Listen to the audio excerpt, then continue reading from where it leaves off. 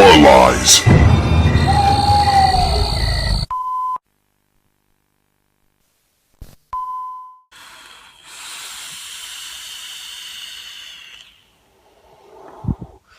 Hello and welcome to the BodyBags channel. It's Saturday. I'm OUTSIDER365.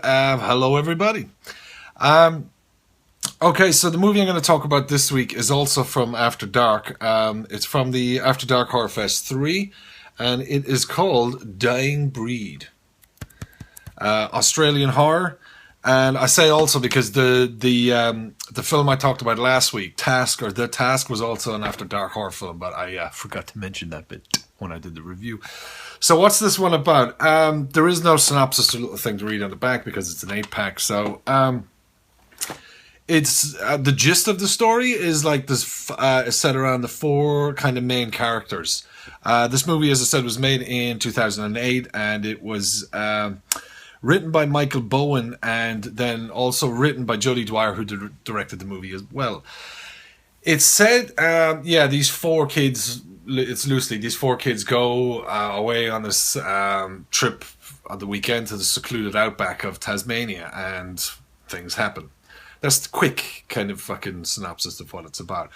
It's basically Nina is, I guess, meant to be the lead character. She's investigating, or she's at college, and she's doing research and all this stuff and trying to prove the legend of the Tasmanian tiger, that it exists. Her sister had gone out to the outback in Tasmania looking for it 8 years ago, and she'd found a footprint and sent Nina the photo. And now, years later, Nina wants to go in, and her sister met with an accident and, is dead. And she wanted to continue on the work and stuff. So she convinces the boyfriend, Matt, to go along with her. And then, I guess for safety or just for backup and stuff, Matt kind of talks his friend Jack into it, who's like a city, a broker or lawyer or whatever it is, but he's a big city guy and everything, and big, loud, the kind of jock character. He comes and brings his girlfriend Rebecca, so the 4 of them set off on this trip. It opens up with the movie opens up with kind of the story of Australia and Tasmania, as in from 1788 to 1868. It was used for as a prison, as prisoners for the British Empires, so they had a lot of the Irish and the British, like the worst of the worst. They would send them to Australia, and the most feared place of that was a place called Sarah Island, which is in Tasmania. That's my kind of history lesson. So this centers around 2 kind of bits of, I was going to say folklore, but I guess Tasmanian history. It blends 2 kind of things in, which is the Tasmanian tiger, the existence of that, and also the pieman. Simple Simon, man, a pieman. I don't know if it's that pieman, but the pieman was a prisoner called Alexander Pierce, okay, who he was believed to have been hanged in something like 1824 for cannibalism. He was a bad guy, and they caught him. He'd escaped from one island, and he had loads of human flesh in his pockets, and he escaped with some other prisoners. The other prisoners were never found, and since his escape and all that stuff, 200, they said at the end of the movie, 250 people have gone missing in the Tasmanian outback, so there's the legend of the pieman there. So basically, this movie, they've used those 2 kind of facts of the Tasmanian tiger, and they've introduced them into the kind of fiction of the story.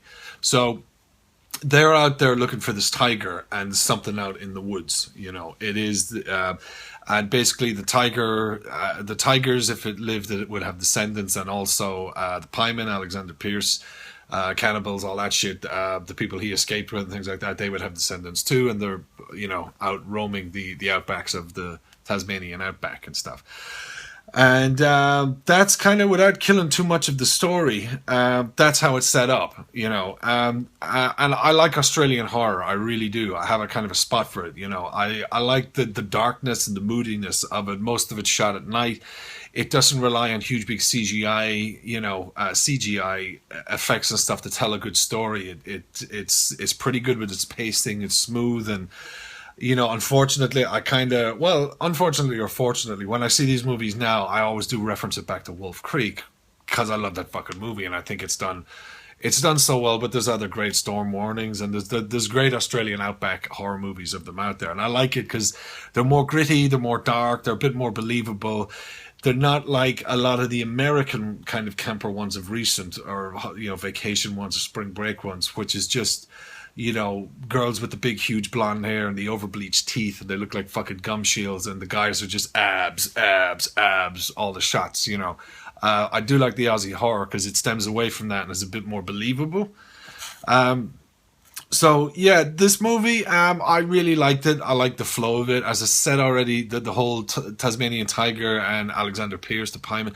I like the way they introduced the two elements of that into the story to kind of draw you in and have you checking, not checking facts or anything, but just kind of, I like it when they introduce these kind of things like realistic or folklore into horror movies rather than just making shit up all the time.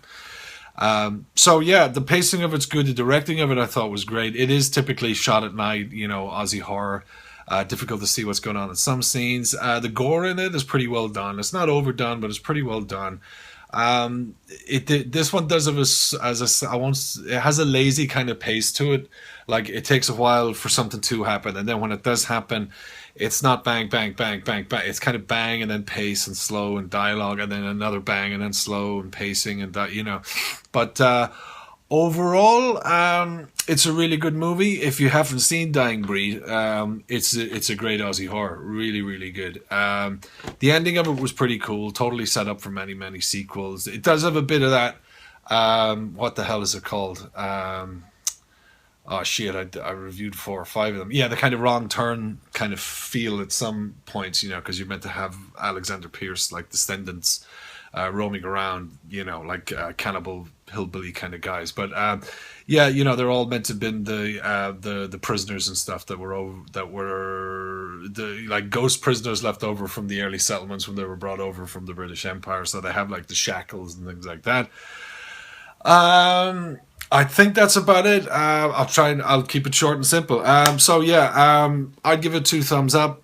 My rating, my scoring on Dying Breed, think it's a good movie. If you haven't seen it, check it out. I will be back next week with another review. Thanks a lot for checking this out. Remember, as always, if you haven't already, subscribe to the BodyBags channel and feel free to like, dislike this video and drop a comment below. See you all again soon. Take care, good luck, and bye-bye now.